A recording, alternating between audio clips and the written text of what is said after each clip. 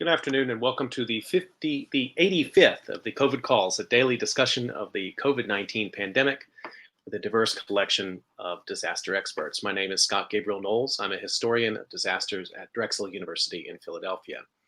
Today, I talk about the inequalities of the COVID-19 economic disaster and possibilities for recovery with Fallon Samuels Edu.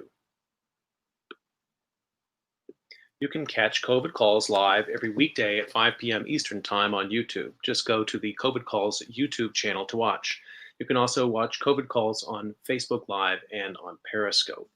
You can hear COVID Calls anytime recorded as podcasts on Spotify, iTunes, Podbean, or anywhere you get podcasts. You can also keep up with COVID Calls via Twitter using the handle at US of Disaster or at COVID Calls. Please do help spread the word and send suggestions for future guests and topics, and do please feel free to suggest yourself. Just wanted to share some good news. Just got word that Robert J. Lifton is going to join me on COVID Calls August 10th. So please do mark your calendar for that conversation with Robert J. Lifton. As of today, July 17th, 2020, there are 13,885,746 confirmed cases of COVID-19 globally, according to the Johns Hopkins University Coronavirus Resource Center. That's up from 13,589,273 cases reported yesterday. Of those, 3,604,408 are in the United States. That's up from 3,499,771 yesterday. There are now a total of 138,649 deaths from COVID-19 reported in the United States, up from 137,420 yesterday, over 1,000 new deaths in the last day. As a way to bring humanity to the numbers, I've been reading a life story or a story of advocacy for COVID-19 sufferers every day, and I'd like to continue that now. Today, a story of perseverance. Headline: She had a baby and bought her own business in the Bay Area. Then the coronavirus pandemic started. Byline: Leonardo Castaneda, Mercury News. Erin Gomez's dream of owning her own auto shop finally came true when she purchased the Mountain View business where she'd been hired as a receptionist more than 16 years earlier. Not long after giving birth to her second child, she was signing the incorporation papers to take over and open up as Bavarium Autoworks. It turned out her timing couldn't have been worse. And then 2 weeks later, the stay-in-place order happened, Gomez said. Luckily, it's an essential business, so we were able to stay open. I can only imagine if I had bought a hair salon and then had to shut down 2 weeks later. The COVID-19 pandemic has thrown Gomez's new business and her growing family into chaos as they struggled to adapt to health regulations, shuttered schools, and the worst economy since the Great Recession. She joined thousands of Bay Area, California small business owners who have been rocked by the pandemic, caught between the need to stay afloat and protecting themselves, their employees, and their customers from the virus. It's unbelievable. You almost have to laugh because what else can I do, she said. Gomez didn't start out a car fanatic eager to own her own auto shop. When she first started at the Mountain View shop, she was just answering an ad in the Mercury News for a receptionist. The shop, previously called Carbon Auto Works, was owned by Steve Dinan, an internationally recognized BMW specialist, and catered to European cars. People would call in, and I would attempt to answer their question. And I literally have someone say on multiple occasions, "Can I talk to a man?" she said. It's hard to be a woman in this industry and to gain people's respect because they can't imagine that I would ever know or want to know anything about cars. When she went on maternity leave, before the birth of her second child, Gomez and her husband, a shop foreman at a BMW dealership, decided to open their own business. She called the Carbon owners to say she wasn't coming back. They said, "Why don't you buy this one?" Gomez said, "Within a month, we were proud owners." Although they're allowed to stay open, business has slowed at Gomez's shop, where she works with her husband and one other employee. Stay-home orders have idled the cars of those who still have a job, delaying the need for auto repairs and maintenance. Gomez said she's lucky to still have regulars coming in. Those are the customers who have known her since before she got married, before the birth of her son, who is now 6 years old, or her newborn daughter. and she has seen them through marriages, divorces, new jobs, and other major milestones. They call her trying to schedule maintenance checks or to ask her to install new tires, even though they don't need them. I'll go bankrupt before I tell somebody they need something that they don't, she said. While she waits for business to pick up, Gomez has been applying to every pandemic aid program she can find. Her application for a Paycheck Protection Program loan was denied because she was told she needed payroll from at least February 15th. A disaster loan from the Small Business Administration was first approved, then denied without explanation, she said. She did receive money from California's Workers' Compensation Fund for personal protective equipment for the shop, she said. She hasn't heard back on applications for grants and aid from the city of Mountain View or Facebook's Small Business Grants Fund. In the meantime, she's figured out a routine, answering customers' calls and emails while homeschooling her 6-year-old, making sure he gets his exercise time in the morning. Now that it's summer, she makes sure he reads to his baby sister, and he goes into the shop with his dad a couple of times a week. I'm making it through a pandemic with a newborn and a new business, she said. It can only get better. It can't get worse.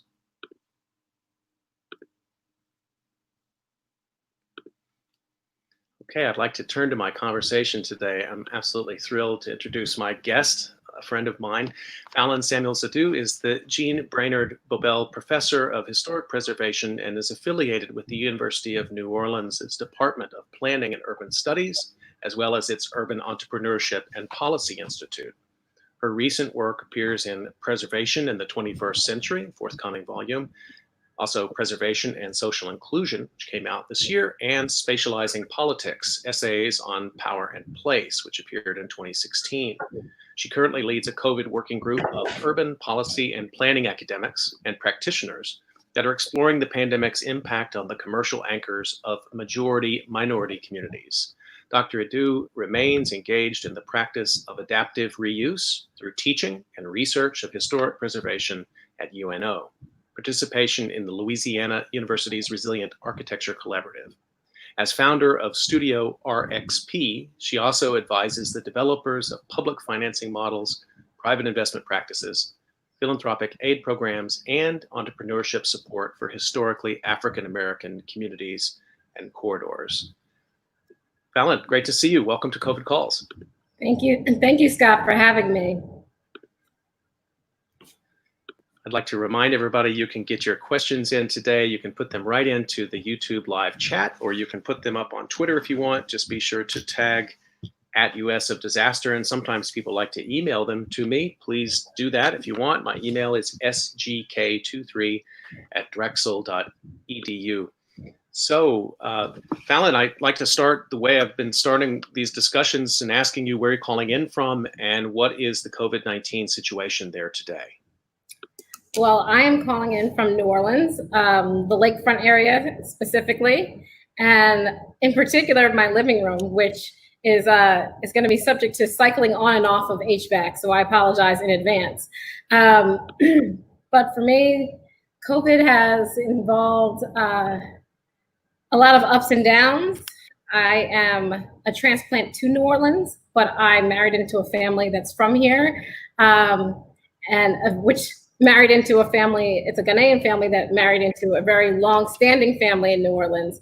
And so the roots of my extended family run really deep here in the city.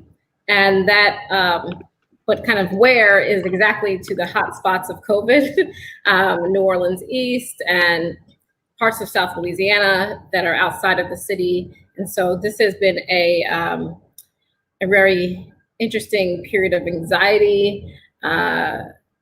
We have a lot of first responders in the family. Someone works at the food pantry. Someone is a police officer.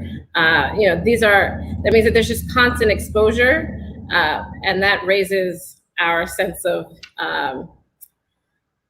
consciousness about how this virus spreads, but also keeps us informed, to be honest, about what's coming down the pike in terms of preparedness and recovery planning.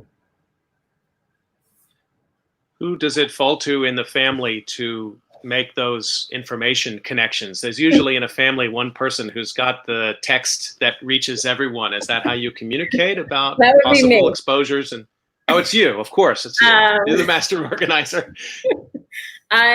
So because, I'm the one who subscribes to I have the family-wide email that subscribes to all of the news feeds, and I'm the one on social media that subscribes to kind of NOLA Ready, which is the city's own kind of alert system, and do my best to inform everybody from when there's a water shut off in another part of the city that's affecting a member of our family. I'm texting those elderly members of the family to kind of prepare for that. So it can be a lot, but at the same time, it's what makes me feel connected to people at a time in which we might otherwise feel very isolated. Can you talk to me a little bit about the social protest situation there in the wake of the George Floyd murder, how you've been involved, maybe things on campus or with students or more generally in New Orleans that you've been engaged with? Well, I'd say that this has been, being here in New Orleans on the lakefront side of the city makes me geographically separated from areas of the city where marches and protests ordinarily take place. And so, and I think that distance is also, the campus of the University of New Orleans is also on the lake side of the city. And so I think it's distanced the student community and the faculty and administrators from that, from those protests. The fact that they also were most often at night. There were some days like in the evening time, which is when the university has their classes in many cases. So University of New Orleans is a commuter campus, and a lot of the working students take classes in the evenings. And so I think it's not that the students aren't aware of protests and aren't participating in activism in a variety of ways, but that the campus community, I don't think I'd say is a part of that movement. But that's purely from my perspective. I'm sure that there are other perspectives that faculty at other parts of the university have. I have been a part of a collaborative of faculty from the University of New Orleans and Tulane who were engaged in creating public programming related to this event, but there was more of an extension of pre-COVID, pre-George Floyd programming. So I think that there are quiet networks, and compared to other places that I've lived, because New Orleans is such a familial city, so many people are related to each other. There's jokes about, you need to get people's like family tree before you start to date them. Right. And that means that people connect not necessarily through hashtags and social media, but through private group meetings. And there's a lot of, interpersonal communication by which things are organized, and you may not be a part of that, but that doesn't mean that things aren't happening. So you are a historian, a planner, a disaster expert. You wear many hats professionally. And there's a lot of things for us to talk about today. I want to start with your work right now on the economic impact of COVID-19, as you see it there in New Orleans or other places that you're paying attention to. We get a lot of numbers with this pandemic: case rates, death rates, growth curves, and then a lot of economic numbers. What kind of data points are you paying attention to? Sketch it out as you see the problems, and then let's talk a little bit about the specific work you're doing. So I'd say that I am kind of tracking what's happening two ways. One is that there are a number of teams of social scientists working with public health professionals to identify kind of COVID hotspots and then focus their social scientific research on those places. And so there's a team of individuals connected to NCRS, which is a community reinvestment organization. And, that's a cross-institutional team of individuals that I should probably specifically shout out. And there, I would say that's an example of one of the resources. That's Dr. Sterling Bone at Utah State, Dr. Glenn Christensen at Brigham Young, and Dr. Jerome Williams at Rutgers University. And I mean, that's an example. They were recently profiled in New York Times, so it'll be easy to find their research, but they're bringing that kind of really robust social science data gathering, particularly around the story that you shared, differential access to these recovery aid programs, specifically PPP, payroll protection, and the EIDL, the Economic Injury Disaster Loan. Then there's, I think, a completely different perspective that I appreciate. People who do business development and business assistance, that's their bread and butter, and they work in that capacity for CDCs or redevelopment authorities or any number of bodies, entrepreneurship support organizations like accelerators and incubators. They have pre-existing relationships with business owners, and that trust that they've built affords a conversation about what's going on with businesses, which, you can drive down a street and it may appear that a business is doing fine, but, peel back the curtain and really they're leveraging their personal assets to keep the business afloat. And the people that they feel comfortable sharing that with are people that they feel could help them get through this moment. And so I have relationships here with people at the Propeller, which is the incubator, one of several incubators here in the city, and a couple of the other types of accelerator bodies. And that's one way of kind of understanding more anecdotally, but from a kind of descriptive, qualitative way, how our business is faring. The upshot is that large businesses, and I say large businesses in terms of their revenue generation, not necessarily in terms of how many employees they have pre-existing banking relationships. And so they're much able to, their ability to get capital through PPP was facilitated by these banking institutions.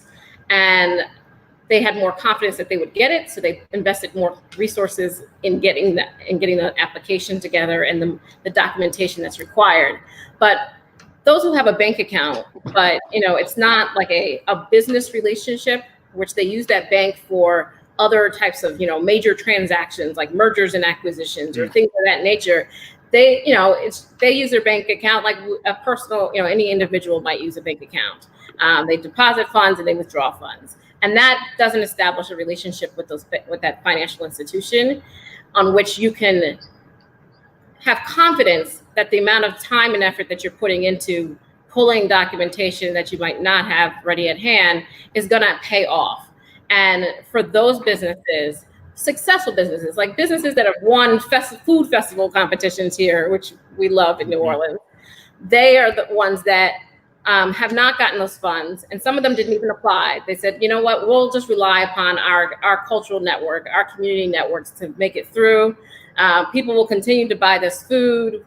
We can pivot, do more catering and food delivery than counter service and make it through. So I think that is really the ways in which there's a middle ground of kind of otherwise successful businesses that we see still surviving. They have limited hours.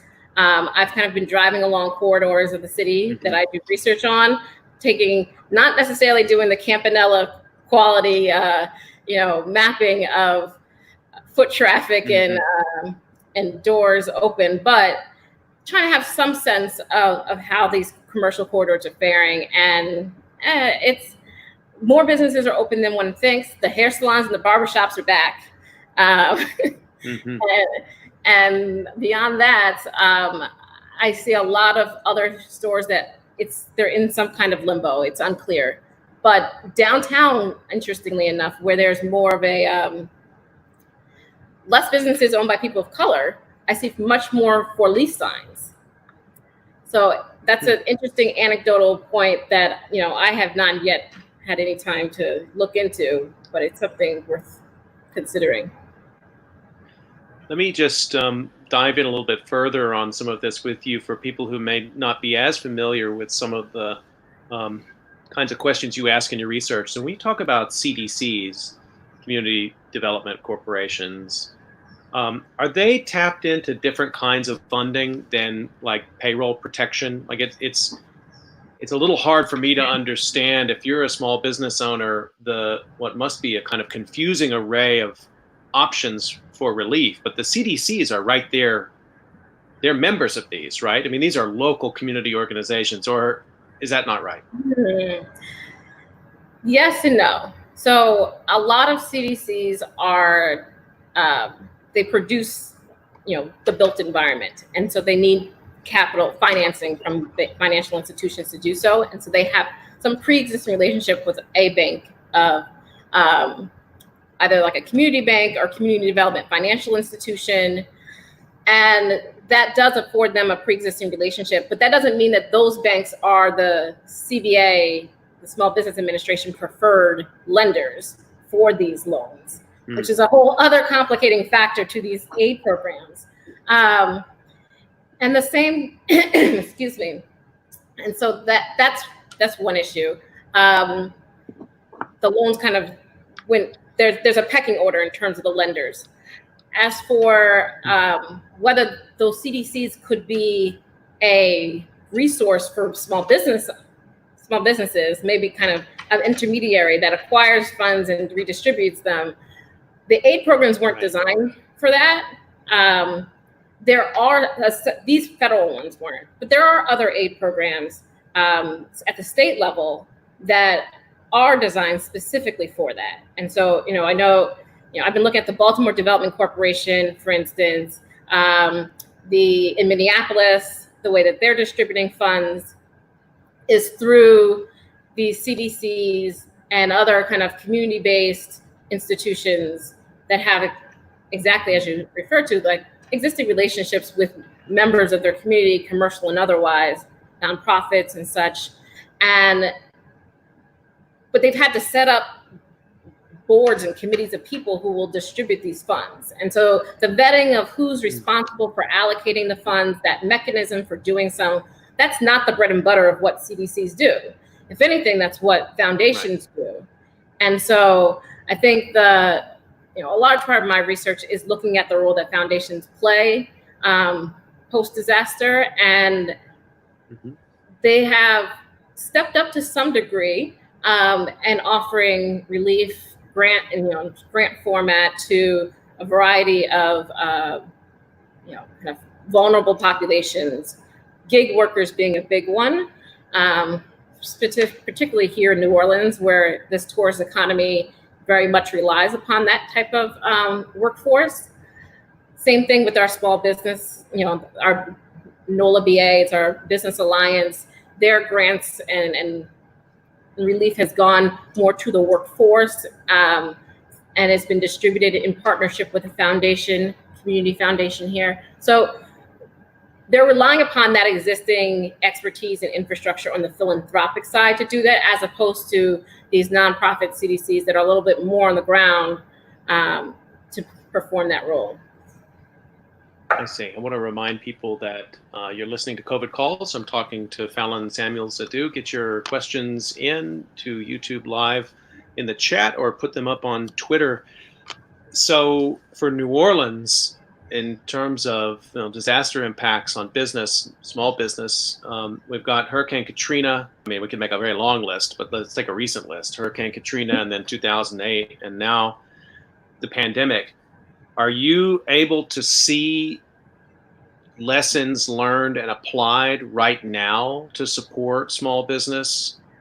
Things that were learned in the Katrina recovery or in the 2008, 2009 recovery? I want to know about that, and I specifically want to know about the inequalities that you may be seeing there, patterns of inequality that maybe should have been known and corrected after Katrina but are still lingering, or anything related to that, because of course I'm always interested in how we learn or don't learn from disaster. What do you see across that stretch of time? Well, most people know about the impacts of Katrina on the city and its, inequitable and disproportionate impacts and inequities in the response. I think it's also worthwhile noting that there was much more of a kind of like 1, 2, 3 punch of Katrina, Rita, the financial crisis in a span of 3 years, and then a tornado of more recently, which hit the parts of the city that were also hardest hit by the flooding, just by coincidence. And so there are multiple disasters that I think could have been that we could have learned from, and each of those was declared a major disaster, and so that which triggered a certain kinds of state and federal response in terms of funding and administrative oversight, and specifically reallocation of community development block grants for disaster recovery. And one of the things that I think is a nut that apparently seems uncrackable is the financing of recipients of those grants. And so community development block grants, like most other government funding, is on a reimbursement basis.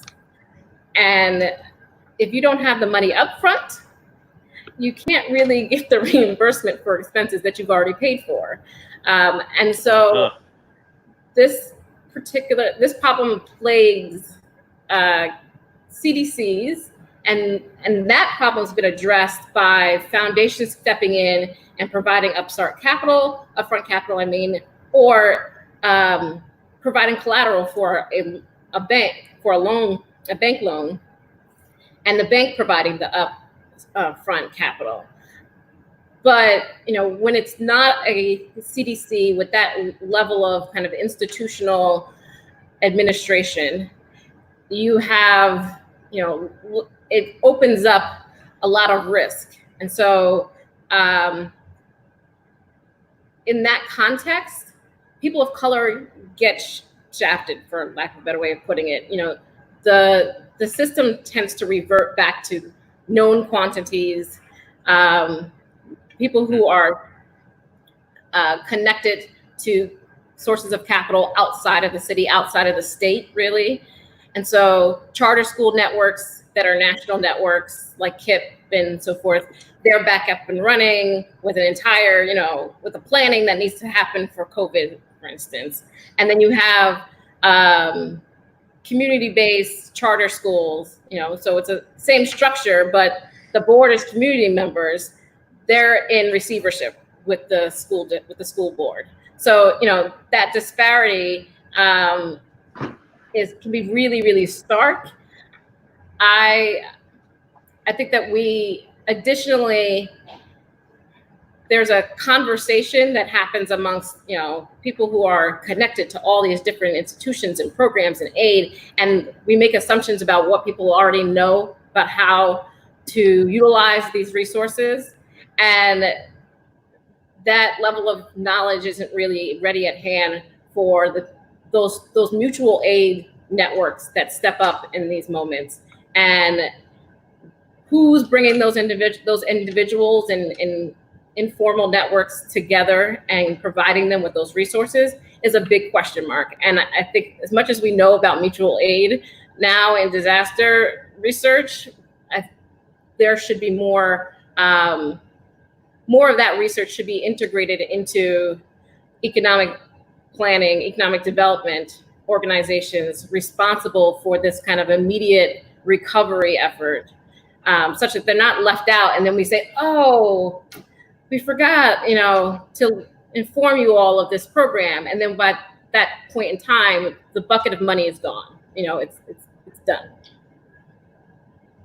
I've had some really interesting conversations about mutual aid at an early COVID call with Robert Soden, and we talked about it. Can you just, for people who are not as familiar, talk a little bit about when you talk about mutual aid and economic recovery, what kinds of organizations are these, even down to talk to us a little bit about ones that you're aware of that are working right now? So I'm for sure not one who is in the mix of all of these organizations here in the city of New Orleans. But within the communities that I do work with, one being the Pontchartrain Park neighborhood, which just got its historic district status federally approved, so it's official. And that the road to that designation really immersed me in the community organizing of this very multi-generational community. Lots of luminaries are from this neighborhood, Mark Morial and others. And so as much as they have these celebrity and public figures connected to their neighborhood, it's still a neighborhood of, African Americans who are kind of moderately income, many of fixed income now because of their age. And the ways in which they have repaired their housing stock is not a matter of them, organizing to get the designation so they can get the tax credits that afford them to hire the developers to do that. No, none of that has happened. How they repaired their housing stock is by really lending a hand, physically to making changes to older people's properties so that they don't lose their properties to and kind of to nuisance complaints and such. And those types of actions, small things, like if a lot, they had to demolish the structure, but they still own the land, somebody comes and mows that property so that it doesn't get a citation. Those types of actions, they accumulate, and it kind of creates this thick network of actors who have different roles to play, right? So this isn't a flat network where everybody is kind of collaboratively convening to solve problems. People have certain roles that they play in it. And as a result, they actually, the neighborhood association had to create a second, nonprofit entity, another 501(c), to really ensure that network was protected and preserved separate from all the other activity and programming that they do. And so, and that they could fund what that network does separately from the other things. So those types of networks that pre-exist any, this is an outgrowth of Katrina, but it's not, it's not specific to any one disaster. It's much more dedicated to the chronic issues of disinvestment and a population that's aging in many respects without the resources to handle that. But it does kick in to address really acute challenges, specifically this pandemic. Yeah, thank you for making that point, because I think it's sometimes lost in this. I guess that's a question I have for you to follow up. I mean, in lower income neighborhoods that may still have very strong social ties in New Orleans or any city, how much does the COVID-19 pandemic look different from any other day? What are the actual economic differences that you're seeing? Because I've, in Philadelphia, for example, in their communities, that obviously I think the death rate is acute in some instances. Thankfully in Philadelphia, it's gone down. But I think in lots of other ways, look at unemployment, for example, the differences aren't as stark as you might think. And so what gets called a disaster by the media in lots of communities, I don't want to say it's everyday life because it's obviously different, but that differential isn't as great as a lot of people want to think that it is. And I would say that is, there's two different kind of cases. There's the low income case, and I think rightfully is getting the most attention right now because they have low income communities have the fewest resources and connections to really redress the acute that's overlaid on top of the chronic, right? And there are communities that we visited together in South Louisiana, where there's the constant threat to their ability to breathe because of the oil and gas industry, and then layer on top of that the law enforcement criminal justice system, and then you lay on top of that this particular pandemic, and it's a hot spot of all three of those things. And that puts people in a crisis survival mode that really can lead to an absence of planning, and which for me as a planner is really problematic because it assumes that there aren't already plans to be implemented, because we think that we've got to reinvent the wheel for the specific, unique, it's called a novel coronavirus, right? But there are so many aspects of it that are not novel. And people have been working on addressing any number of consequences of, inequities in health and the physical and social determinants of health for some time now. And these things can just be deployed in this moment and funded and capacity built around them, as opposed to us having to kind of convene a task force to study the problem and invent, a set of recommendations to be pursued. It's really, but to be, the leaders at the table have to be in conversation with those individuals who are knowledgeable of those previous plans. And sometimes it's those leaders themselves kind of in a willful ignorance. But other times they really don't know. And they don't know who they should be talking to. And that's a chronic problem in and of itself, because they're not connected to the communities that are most vulnerable and most affected.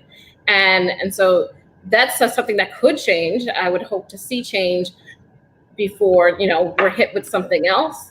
But that's, I would say, is on the kind of lowest income, most affected, communities. That's something I see happening.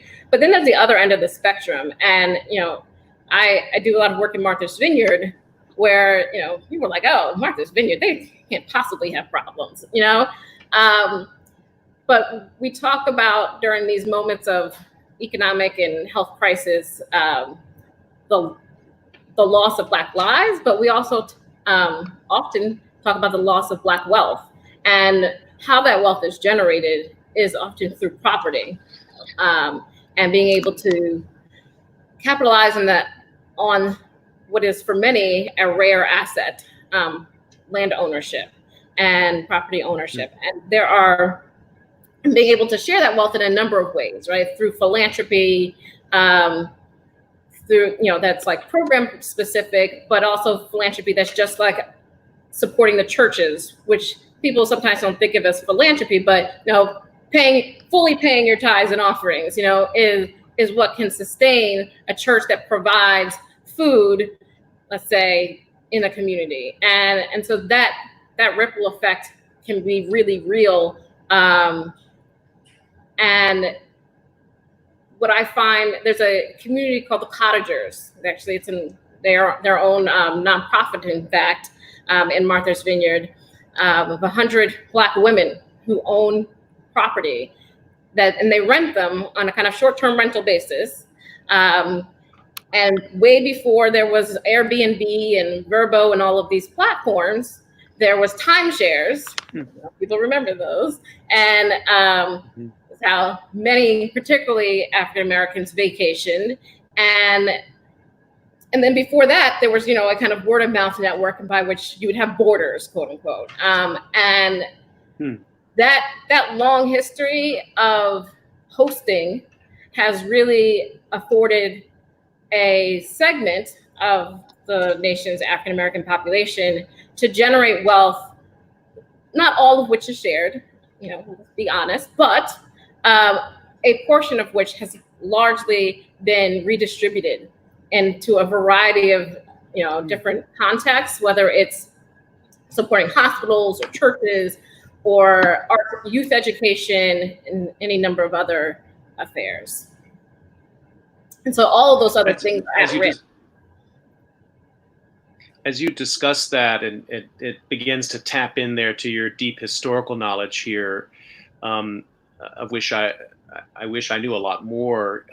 But Black savings and loans, Black-owned funeral parlors, economic instruments that held communities together because of Jim Crow and because of de jure and de facto segregation, which now in in theory, and you were talking a little bit earlier about some of the problems of the banks and the problem of getting capital in a moment like this.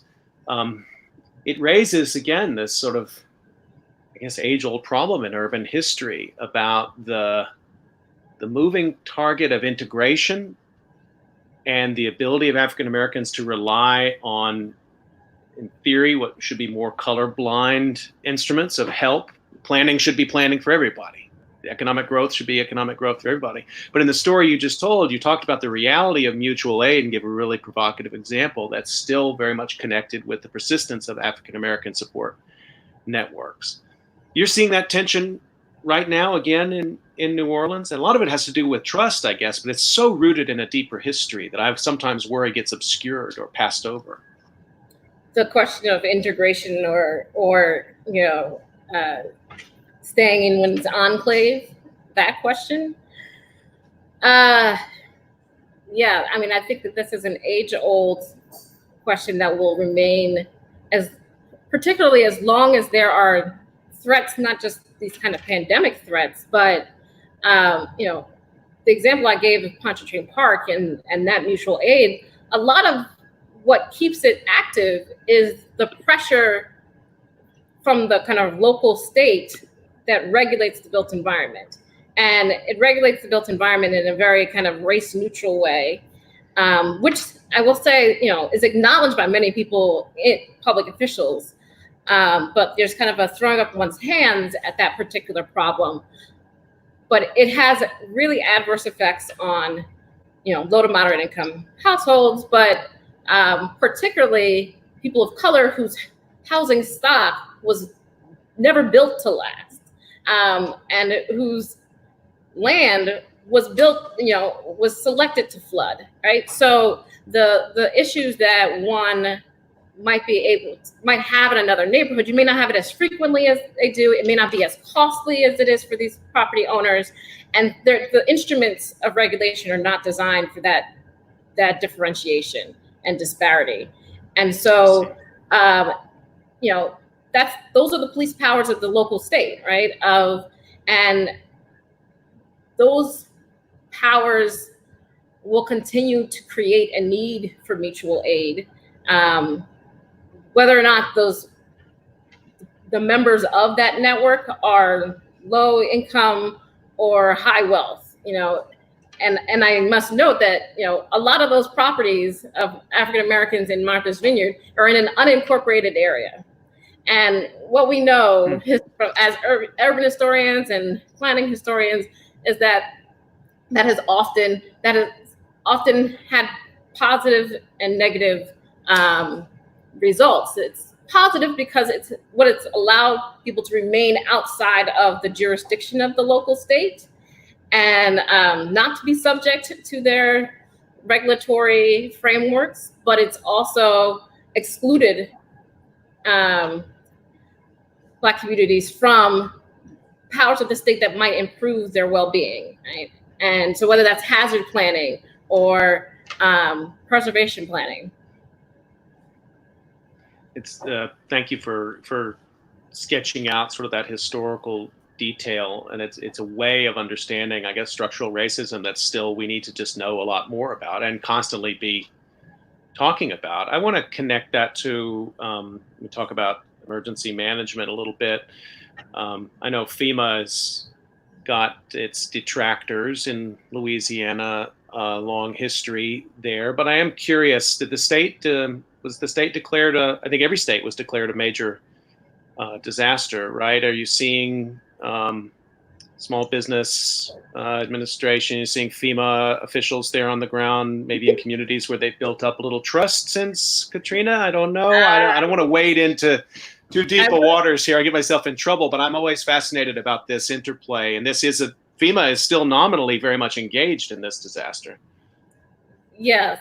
And I don't know if I would say that it's like boots on the ground. I know that I've been on several calls with people at the state level, whether it's their Office of Community Development or their coastal authority, effectively entities that are now, because of that designation, kind of authorized to act. in ways that they might not otherwise. There's a gazillion task forces. There is certainly an organizing going on amongst federal authorities from FEMA and SBA and the members of the state bodies that, not just those that like ordinarily deal with health, but to their credit, and I think this is definitely to the governor's credit, he really has a number of different task force that are engaging with COVID impacts that where even if like public health isn't their bread and butter. That said, I would not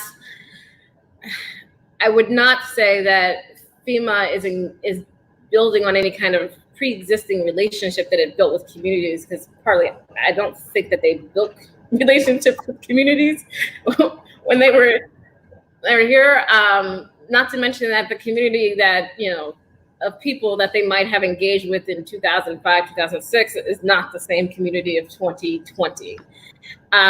So that, these living bodies here of communities in the city and rural parts of the state, I don't think that there is something that can be plugged into when it comes to federal authorities wanting to kind of open up their purse strings and provide assistance. But there is at the state level a really robust infrastructure of doing that, of engaging communities. And so I do know that that's the streams that are being pursued at this time. But when I say robust infrastructure, I mean, Louisiana has got people like, I think outside of the state, and I certainly might put myself in this bucket, coming from the Northeast, would not have known how many people in this state, it's their day job to be looking at all things hazards, disaster, climate change. It's actually quite amazing and inspiring. At the same time, it creates this really like complex network of individuals and institutions, public and private, that are working on these issues. And, you reach out to one person to talk about one thing and they're like, oh, I need to bring on like these 3 other entities onto this one call. And so that's I'd say slows the direct action part of this down. And so, which leaves then this vacuum in which local actors become, and I don't mean just, these mutual aid networks, I mean, the community foundations, the local redevelopment authority, the business alliances. It's like they become really the first responders from my perspective. No, that's amazing. And you explained that to me when I was visiting in Louisiana. You ask a question about flooding or about Katrina.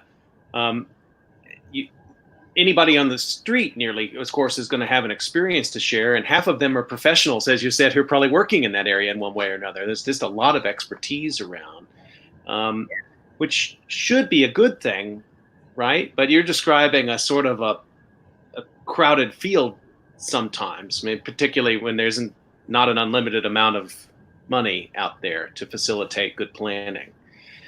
I want to just stick with that for a second, because you're planner, but you're an educator, and you have students at this time who are once again living through history in Louisiana. What's on their mind? What are you learning from them? What are they learning from you right now? I'm really excited to hear from you as a teacher right now. Well, so I'm not teaching in the summer session, but of course I had students in the spring and learning planning history and theory, which really kind of punched up the whole history of planning around pandemics in the past. One of the students was like, well, I'm really glad I did those readings before, right? Because that was earlier in the semester, before we kind of broke into kind of online only.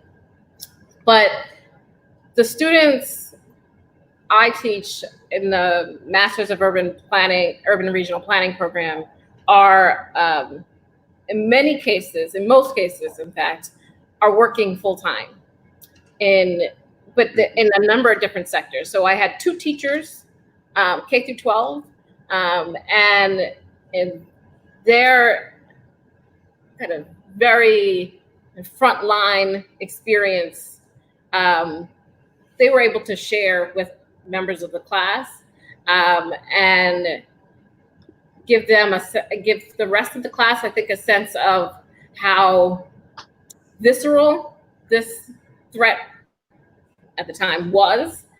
That, you know, when it was still at a distance, you know, Louisiana wasn't a hot spot. You know, we really, despite what the, you know, news would say, like, it didn't feel like a hot spot until it was.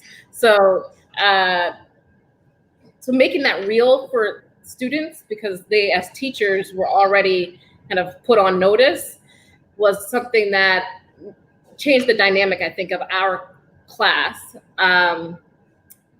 I think the same goes for, so that was both the planning, history, and theory class and in the urban studies class I was teaching. I had teachers in both classes. And the other dimension of this is that a good portion of our students work in public administration in some format. So like they do permitting or, and they're pursuing a master's because they kind of want to move out of that space into something else. And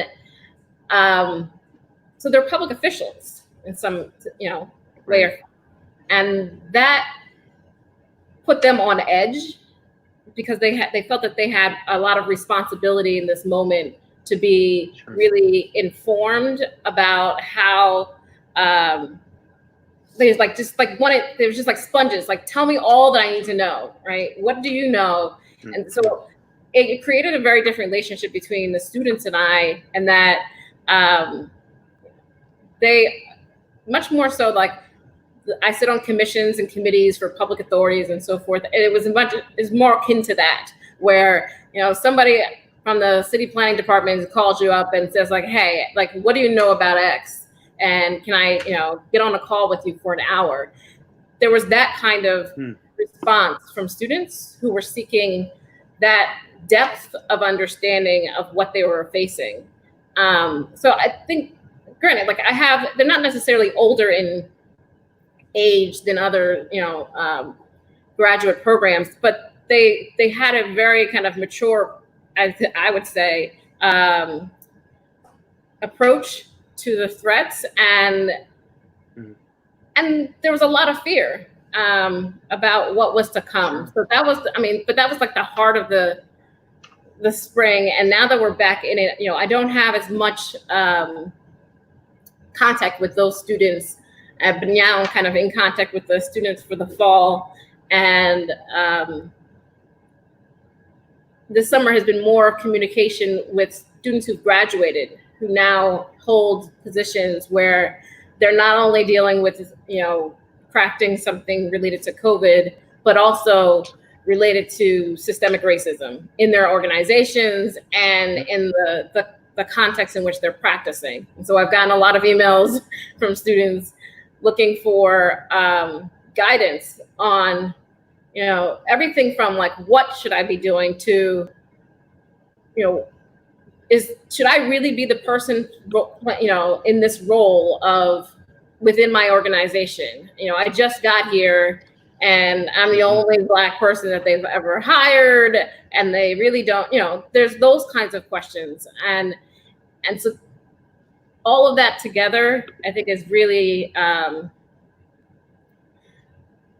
can be overwhelming, and which is why I say I'm impressed by the degree to which students have tried to, at least in email and in Zoom conversations, parse these things out and try to kind of work through them, which is really, it keeps me inspired. Yeah.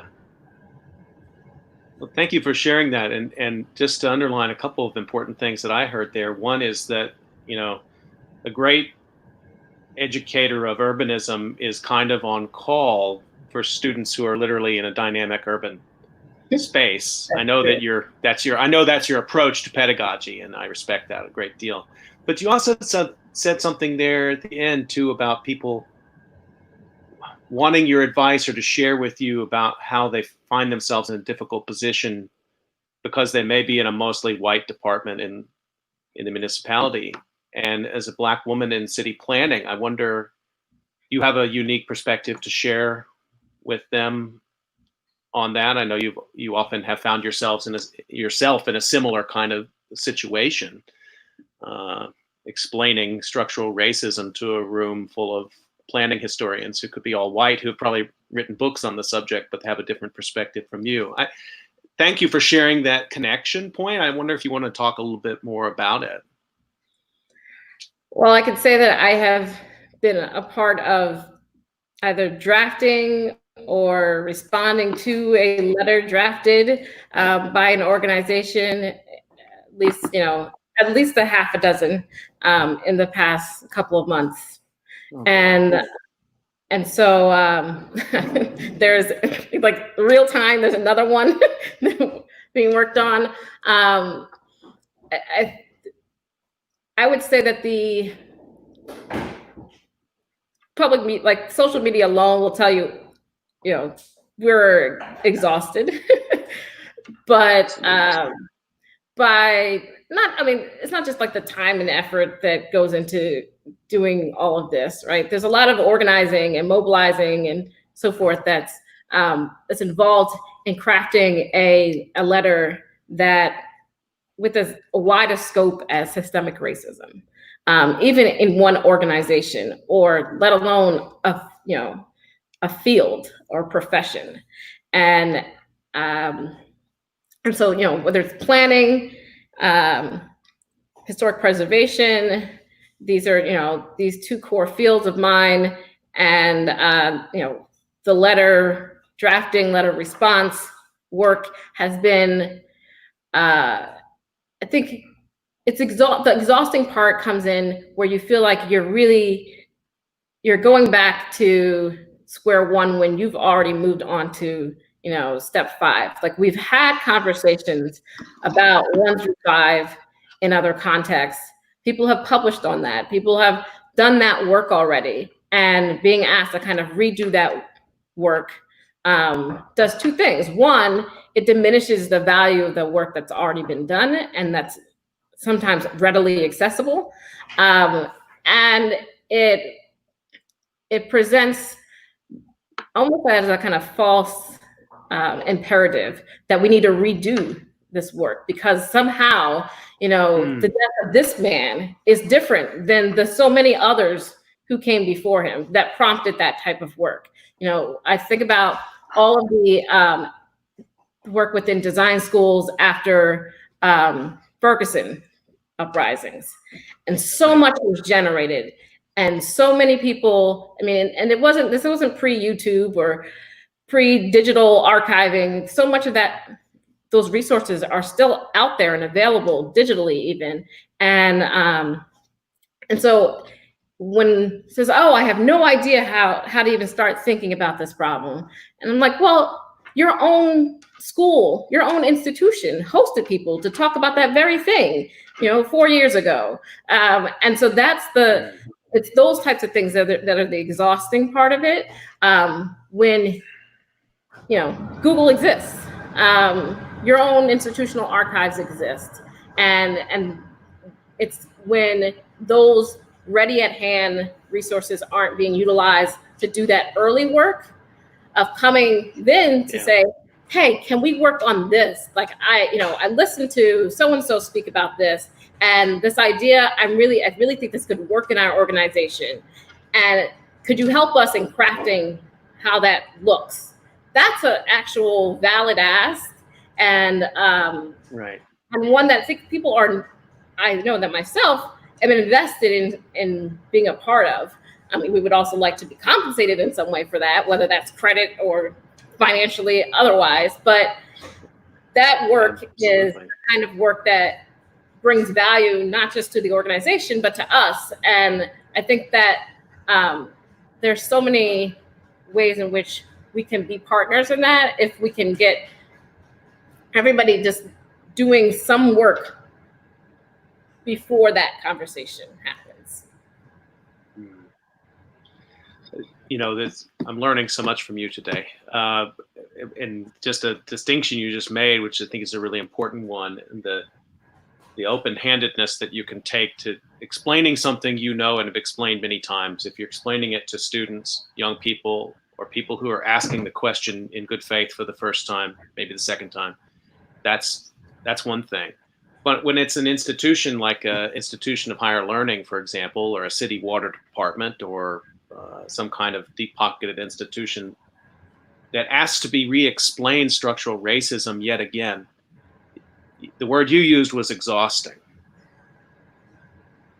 And that's a word that I'm hearing a lot in that context. What can urban history and urban planning be doing as fields right now to bring that exhaustion down and to have those institutions learn those lessons once and for all? Institutions of higher education don't need to have this explained to them again, particularly if they're urban. We don't need task forces. We need hiring committees. I don't know, how much more of this self-study we need. Well, we need hiring committees with the resources to actually hire the people that result from the hiring committee's work. Fair enough. That too. So one of the things that I can imagine how it's happening this time and not other times, but there are so many resources being collated and distributed by planning organizations, urbanist organizations, whether it is around race and space, syllabi, but not just, here's a bunch of readings. It's everything from films and podcasts. I mean, it's a very multimedia oriented approach that's being taken now. And that work is being done by so many different entities. I mean, it could be dizzying for someone who's never engaged with the subject before. I mean, but I know that it's being collated for people, and those resources, I think, are an assembly of what, I wouldn't say just what people know about systemic racism or things of that nature, but what they know about the efforts to move beyond it. And so when conversations about kind of what is this defund the police, movement, what does that even mean? And urban historians were like, well, glad you asked, and people broke out their Camden case studies. There's a rich body of work on, roads already taken, and what we know about those particular strategies, how they can flourish, how they can die, how they can be co-opted. There's an amazing piece of kind of public scholarship that was put out recently by Megan Ming Francis and Erica Cole. It's on movement capture and philanthropy. And so this is looking at, these civil rights and kind of liberation movements that get funded, necessarily so, the organizations getting philanthropic funding, and how those relationships end up kind of moving the target line for kind of what is it that these organizations aim to do. I mean, we have a lot of, as historians, we have a lot of relevant knowledge, and I'd say that there is a great deal of work being done by public scholarship platforms like Metropole for urban history, and HistPhil for philanthropy, history of philanthropy. I mean, those types of platforms are really coalescing this information in a way that's readable and shareable. I think the thing I do notice, though, is historians, I mean, and this is something I myself have kind of fallen victim to, is being a planner who's also a historian and a preservationist who's also a historian. I often have to present myself as a planner to be in conversations about economic recovery. where it's really my historical knowledge that's relevant to the planning that's taking place. And so I think for so long we have, as an academy, not trained historians to be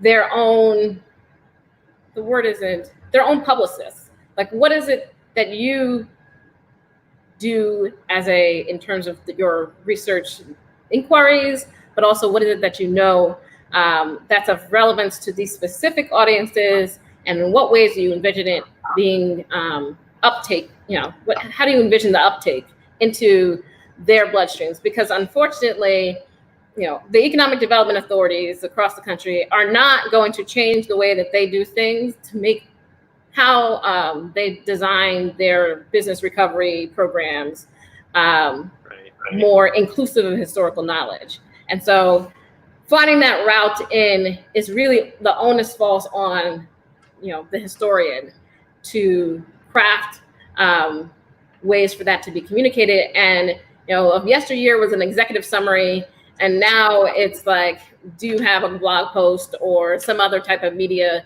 product that sums this up in a way that I can read it in 3 minutes, Right. I want to remind people you've been listening to COVID Calls, my discussion with Fallon Samuels-Adu. I want to get one final question in, just to bring it back to COVID-19, Fallon, just as we're closing out here. So this is a unconventional disaster in lots of ways, one of which is the time scale that we're talking about here. It's hard to know specifically, but we're probably still in the United States in the earlier stages. Coming back maybe some full circle to where we started here about economic survival and recovery. There's a lot of discussion of waves of the pandemic.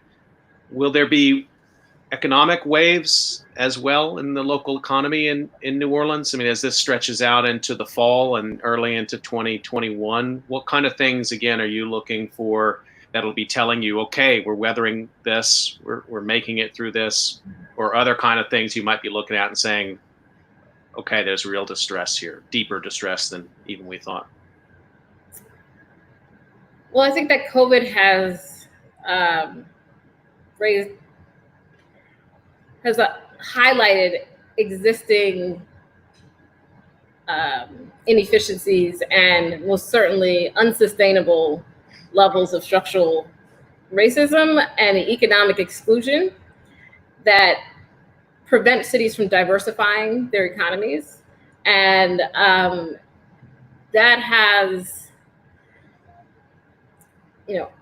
for New Orleans, it's a service-based economy, and to a lesser extent than it once was, it's a trade-oriented economy. I mean, more so just because the building construction industry here is relatively strong. And so the workforce, the trade workforce that goes along with that is pretty robust here. You combine those two with oil and gas, and that's it. And so when our mayor Cantrell announced the first stay-at-home order, she had to say two things. One, I need everybody to understand how much of the municipal budget the sales tax revenue is. I mean, astronomically, like, I don't want to misquote her, so I won't give a number, but it's considerably more than I think anybody anticipates. And that sales revenue from all of your, particularly from the restaurant industry, not other goods, is an indicator of the state of that particular kind of food service workforce, because so much of that population is also the city's Black population. It is become like an indicator of whether what the state of that particular workforce is.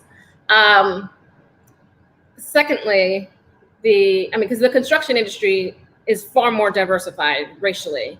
And so I think that that's one of the things that I'll be looking at, is, how is our sales tax revenue doing? That'll be like a measure of how that particular sector is doing, and how much work those individuals are getting.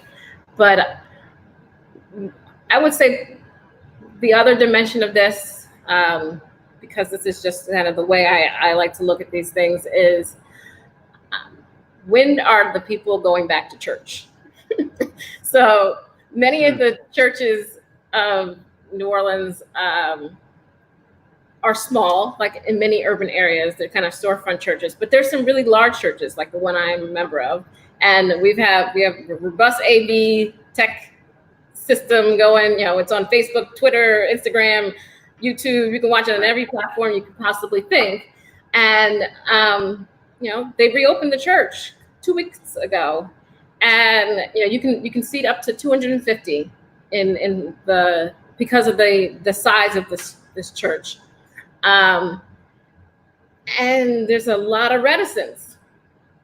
And so understandably, I myself have not. And I think that, some of this could be chalked up to people just getting comfortable now to watching it on a screen, and like maybe they will never come back to the physical building. But I think more so, it can be a measure of that soft people's willingness to go out and we say patron businesses, but really go out and be a part of public life. When does that happen? Right. And for me, part of my metric would be, when do the seats of the church fill up? That's one way of looking at it. Okay. Craig Fugate has his Waffle House index. Fallon Samuels Ledoux has the sales tax and the church pew density index. We'll work on that name. We can get better at the name, I think, but that's great. And of course, the kind of insight that you have to be doing, the kind of close empirical work that you do, but also be a member of the community to be doing it.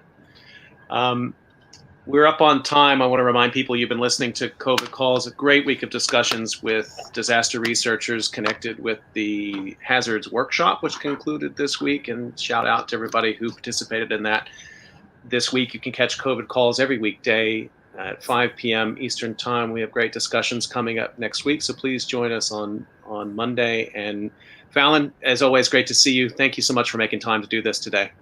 Well, thank you so much for inviting me to participate. I really enjoyed this, and I can't see all the questions and responses from others, but I do look forward to responding to anybody with questions. Stay healthy, everybody. We'll see you on Monday.